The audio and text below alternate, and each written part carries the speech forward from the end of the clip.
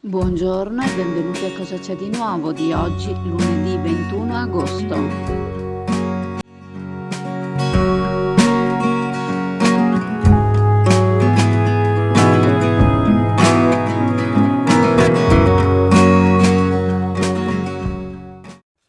Ormai è una vicenda surreale. Marco Penzo, soprannominato Marchetto, ha colpito di nuovo.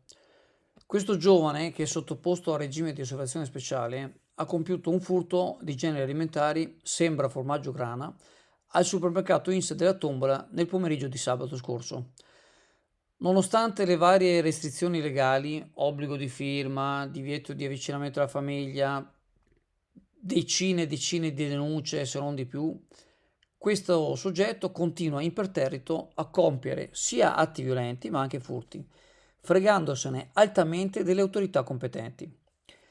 Sabato uno degli impiegati del negozio ha anche cercato di rincorrerlo, ma è chiaro che non può esserci tanta voglia di seguire un cocainomane violento. Ciò non può certo rientrare nei compiti degli addetti alle vendite. Non è la prima volta che il giovane compie atti di violenza nello stesso supermercato, senza contare le numerose aggressioni e i furti di cui è responsabile. Ciò che rende ancora più preoccupante questa situazione è lo stato di alterazione costante in cui questa persona si trova, legato all'uso di stupefacenti. Questa sua condizione aggiunge un elemento di imprevedibilità ai suoi comportamenti, aumentando il rischio che possa recare danno a se stesso o agli altri, più agli altri che a se stesso. Con ogni episodio in cui Marco riesce a sfuggire alle conseguenze delle sue azioni, cresce la minaccia di un incidente grave. Non si può non interrogarsi su come sia possibile che la magistratura non emetta nessun provvedimento restrittivo per un soggetto così pericoloso. Domenica mattina si aggirava tranquillo tra virgolette, sotto i portici del centro storico con una bottiglia di birra in mano.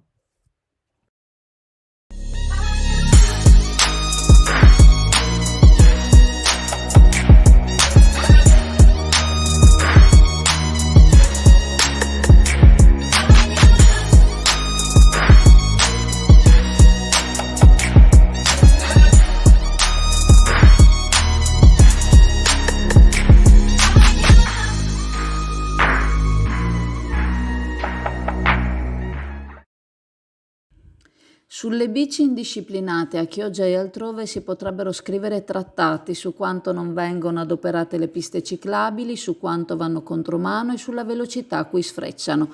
Potremmo parlare delle lucine che non vengono messe in funzione perché dicono siano da sfigati o che, ultima novità, in sella alle due ruote si sentano intoccabili, cercando di padroneggiare sugli altri mezzi, senza tener conto che in strada non ci sono solo loro e che la loro andatura potrebbe costituire un pericolo per se stessi e per gli altri.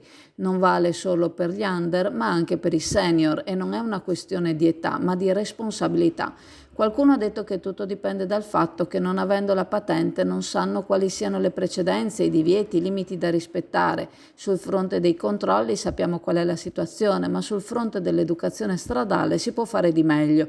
E allora perché non farlo? Servono fondi? Ci sono associazioni che sono state disponibili in passato a entrare nelle scuole e a dire con fermezza ciò che va fatto e ciò che non si può fare. Perché non cercare di coinvolgerle nuovamente, offrendo ai ragazzi in età scolastica l'opportunità di capire quanto negativi possono essere i risvolti di una tenuta di strada sbagliata? Probabilmente ci sono scuole che già lo fanno e probabilmente l'utenza che dovrebbe imparare le norme basilari del codice della strada, cioè il rispetto dei cartelli e della segnaletica orizzontale, ha un'età anche più avanzata di quella scolare, ma forse organizzare corsi per far capire che al semaforo rosso ci si deve fermare anche se si è in bici sembra essere talmente stupido che forse potrebbe essere utile.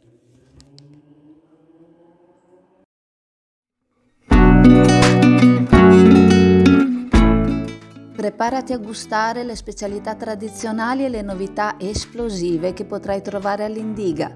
Gelato artigianale anche per l'asporto, per gustarlo in compagnia dove vuoi tu. All'Indiga il gelato da passeggio più gustoso, in cono, coppetta o con lo stecco.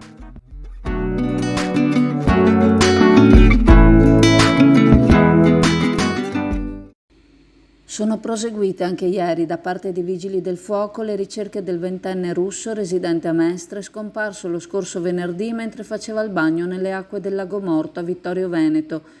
Giunto sul posto il nucleo regionale dei sommozzatori di Vicenza, 2 gommoni, la squadra di Vittorio Veneto e l'UCIL, unità di comando locale di Treviso. Fino a ieri sera le ricerche hanno dato esito negativo nonostante il lago sia stato scandagliato senza sosta. Sembra che il ragazzo si sia inabissato in un punto del lago dove l'acqua raggiunge la profondità di una ventina di metri, ma nelle cui vicinanze può superare anche i 50.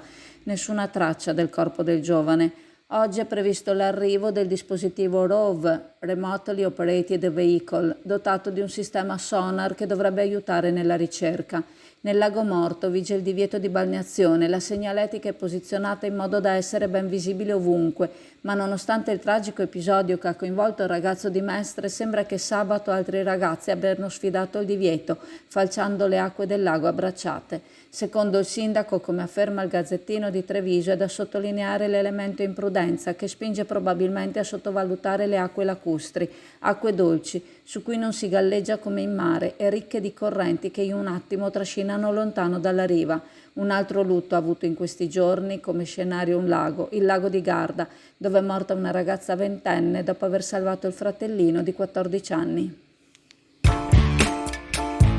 Befed, il pub di successo tutto italiano, dove trovi l'inimitabile galletto da mangiare con le mani, accompagnandolo con la tipica birra artigianale. Il galletto è sano, genuino ed eccellente, garantito da filiera controllata Valle Spluga e la birra artigianale nasce dall'esperienza di maestri birrai Befed. Befed, presso il parco commerciale Clodì per giovani e famiglie, un posto dove puoi sentirti come a casa tua.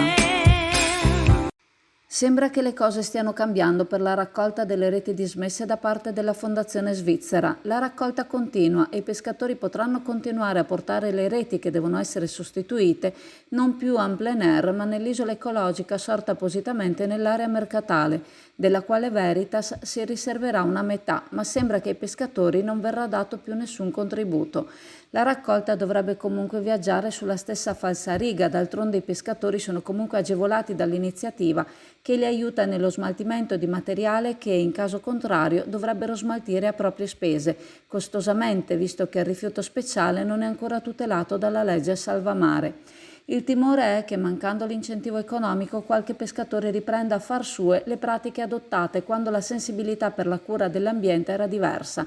Sono molti i pescatori che si prendono cura del mare e la scritta sul banner davanti al mercato ittico, custodi dell'Adriatico, deve continuare ad avere un significato. Il record raggiunto lo scorso anno con 100 tonnellate di reti dismesse raccolte ci auguriamo venga superato come era nelle aspettative prima di questo cambio di passo, che ha visto la Fondazione in difficoltà per la raccolta delle reti accumulate al mercato ittico e con i pagamenti ai pescatori. L'intervento del direttore di SST e del sindaco, che hanno ordinato di liberare lo spiazzo, diventato una discarica a cielo aperto nel momento in cui nessuno più ritirava ciò che veniva abbandonato, verrà con molta probabilità rimborsato dalla Fondazione. Non dovrà quindi cadere nelle tasche di SST.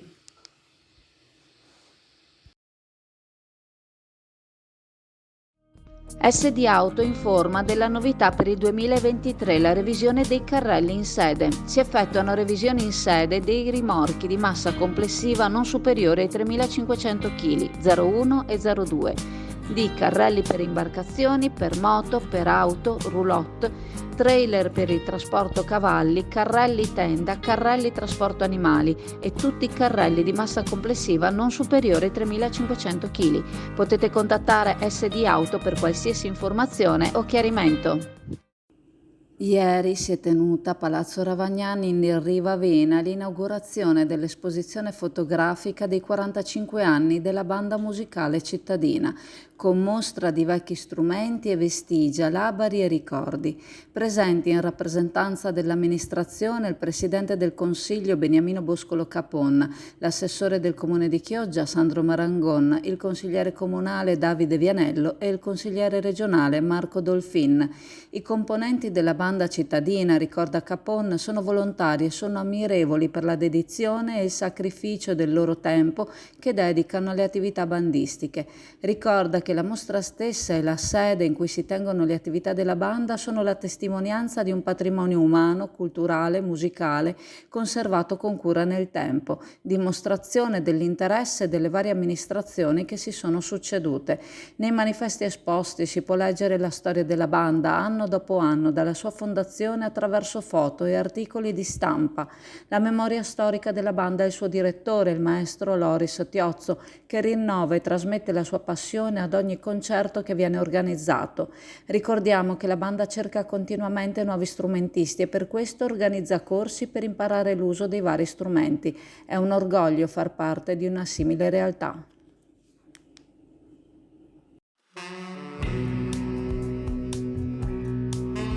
Osteria Veneta, per gustare dell'ottima carne in un ambiente rilassante.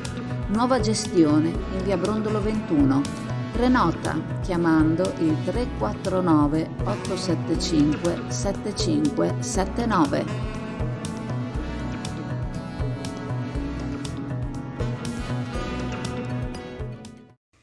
Anche Chioggia è stata teatro di controlli in materia di abusivismo e sicurezza da parte della Guardia di Finanza. Tra Chioggia e Venezia nei giorni scorsi sono stati impiegati oltre 60 finanzieri, sequestrati più di 7.000 articoli non regolari e segnalate 7 persone, oltre ad essere stati portati a termine controlli mirati al lavoro nero e all'emissione dello scontrino fiscale. I controlli hanno interessato tutto il litorale veneziano, coinvolgendo anche Caorle e Jesolo, oltre che l'aeroporto Marco Polo, dove sono state individuate migliaia di perle di vetro spacciate per vetro di Murano, con tanto di etichetta riportante la dicitura Murano Glass, ma prive delle specifiche necessarie. Oltre che nel commercio di prodotti paralleli, la Guardia di Finanza Baschi Verdi, a Mestre, Chioggia, Jesolo e Mirano, ha presidiato i territori anche sul fronte della sicurezza, soprattutto sul fronte della lotta allo spaccio, sequestrando oltre 1 chilo di hashish, segnalando una decina di persone quali assuntori di sostanze stupefacenti e arrestando 3 persone. In fase controllo ai natanti da diporto sia in mare che in laguna sono stati eseguiti una quarantina di controlli, mettendo in campo 36 militari. Sono stati effettuati anche controlli riguardanti il moto ondoso. Allora, qui abbiamo delle cozze alla tarantina, cozze con il pomodoro già così in vaschetta, già pronto. Sono state messe dei crostini, che è un tipico piatto italiano, e del prezzemolo, che dà un senso di freschezza e per il periodo estivo è un ottimo antipasto. Ricordandovi che la farmacia di turno oggi, lunedì 21 agosto, è la farmacia San Michele in via Padre Emilio Venturini a Sottomarina, vi saluto, vi ringrazio e se volete ci vediamo in negozio alla Cartoleria Pegaso a Borgo San Giovanni. Ciao a tutti!